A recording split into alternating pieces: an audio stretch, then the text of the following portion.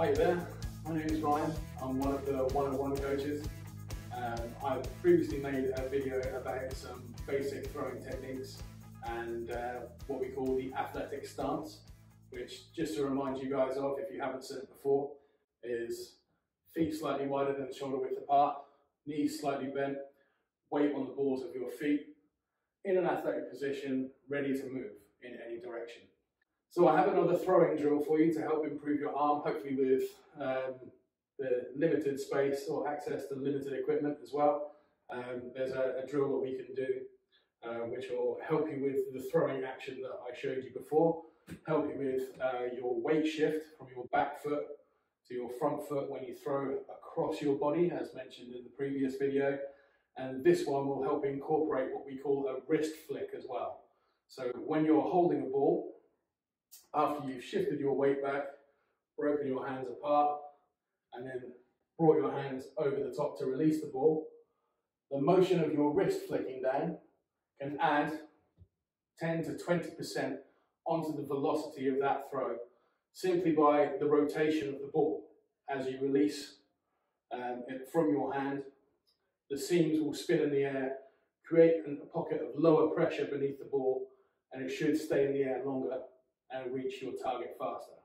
So the way that we're going to work on this, and I did mention before that you don't really need a lot of equipment for this. Some of you may be familiar with the towel drill, the towel throw. And what we're going to do is we're going to get a folded up tea towel, and I'm just going to hold it with my middle finger like this. Apologies if some of you think I'm being rude. And then just so it's covering the middle finger in the palm of my hand.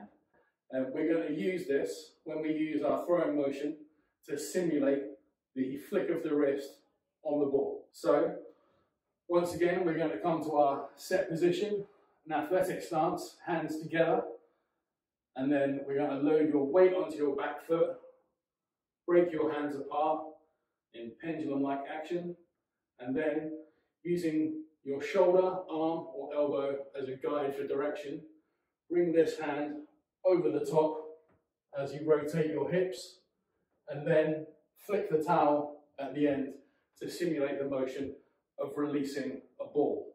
I'm going to show you how that goes in full speed.